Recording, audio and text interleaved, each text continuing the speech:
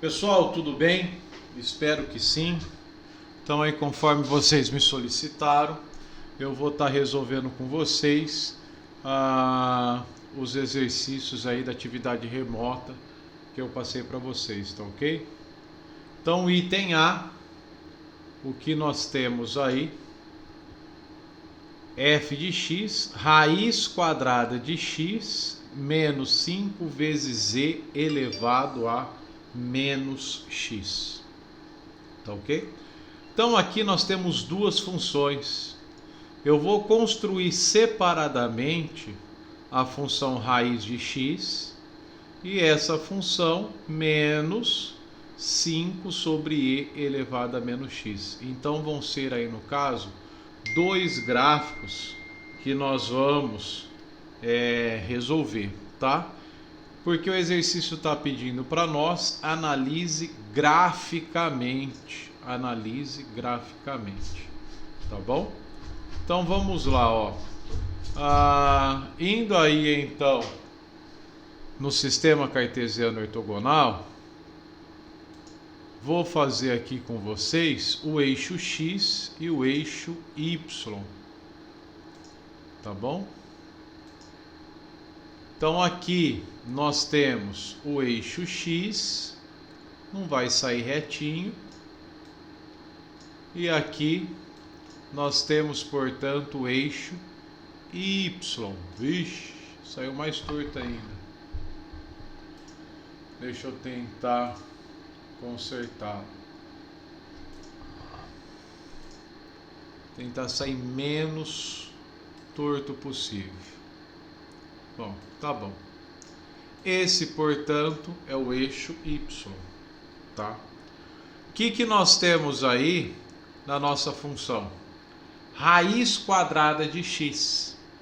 Então eu vou resolver essa função, raiz quadrada de x, graficamente. Então meu h de x eu estou chamando como raiz quadrada de x, tá?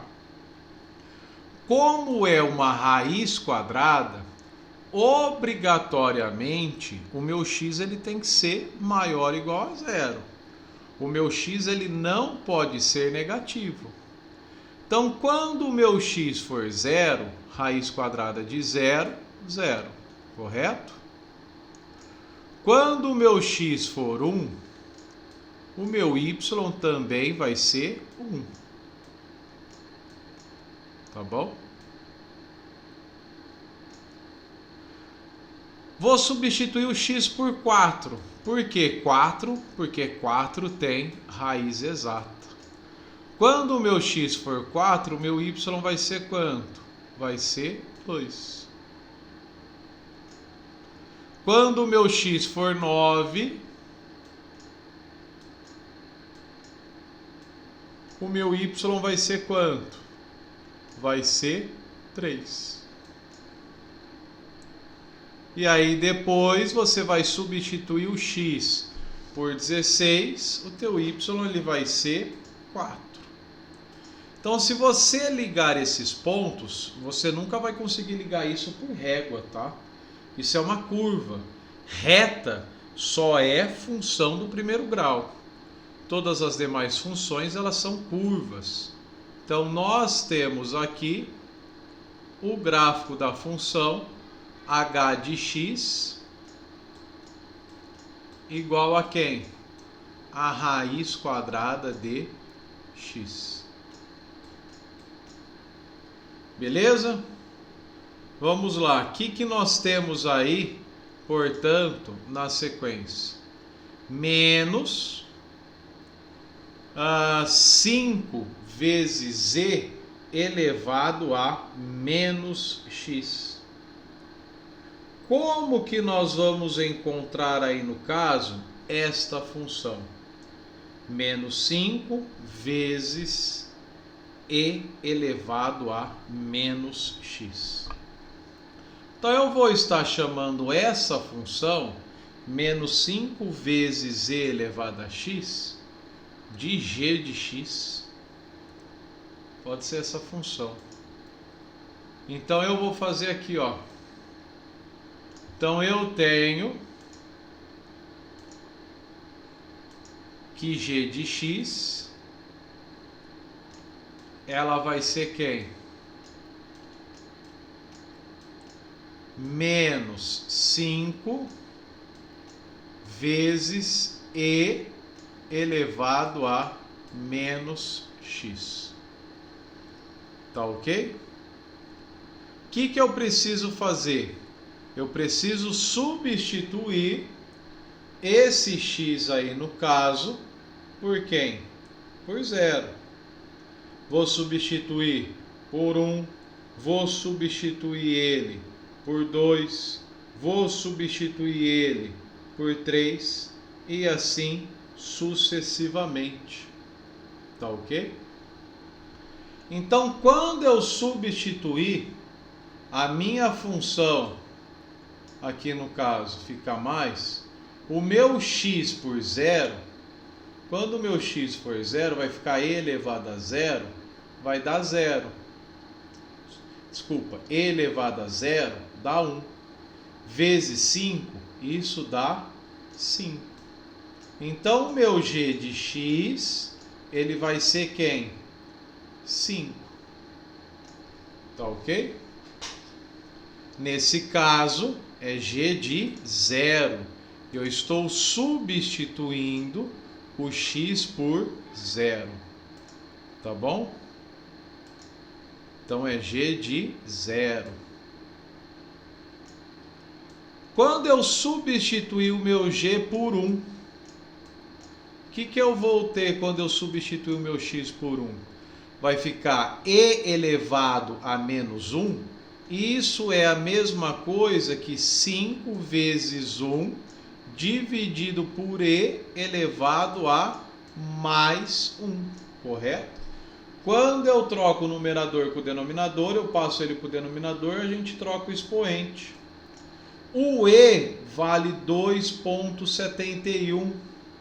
Então você vai fazer aí na calculadora 5 dividido por 2,71. Isso aqui aproximadamente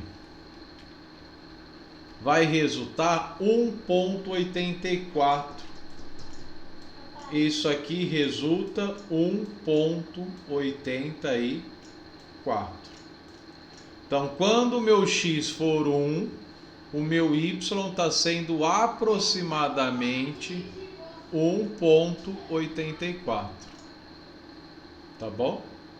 Então, quando for 0, eu tenho 5. 1, 2, 3, 4, 5. Tá? E agora eu vou substituir o meu g por 2. O g de 2, substituindo o x por 2. Então, nós vamos ter 5 vezes 1 sobre e ao quadrado. O meu e vale 2,71. Então, vai ficar 5 sobre 2,71 ao quadrado. Então, primeiro você precisa calcular o valor desse quadrado para depois, então, fazer a diferença. Resolvendo essa continha, vocês vão obter 0,68 mais ou menos, tá bom? Aproximadamente 0,68. Então, quando o meu x for 2, isso aqui está sendo 0,68. O que você deve prestar atenção? Quanto maior está sendo esse valor aqui, ó, porque como está negativo, então a gente pode escrever isso como 5 sobre e elevado a x. O meu e é 2,71. Quanto maior esse x, maior vai ser esse denominador. Quanto maior o denominador, mais próximo do zero essa função chega. Então, quando eu tenho o x tendendo ao infinito, isso aqui é limite, hein? limite da minha função quando x tende a infinito. Isso aqui ele está se aproximando de quem? Do zero. Nunca vai ser zero, mas ele se aproxima cada vez mais do zero. Então o gráfico que nós temos é isso aqui, ó. Isso vai se aproximando cada vez mais do zero, mas nunca se aproxima. Então, analisando graficamente, nós temos uma única raiz. Portanto, a minha raiz, ela está compreendida entre 1 e 2. Tá bom? Então, nós temos aí no caso que a nossa raiz pertence a um intervalo compreendido entre 1 e 2. Tá bom? Esse aí, portanto, é o nosso primeiro exercício. Vou gravar um outro link para vocês, tá? Do item B. Tá bom?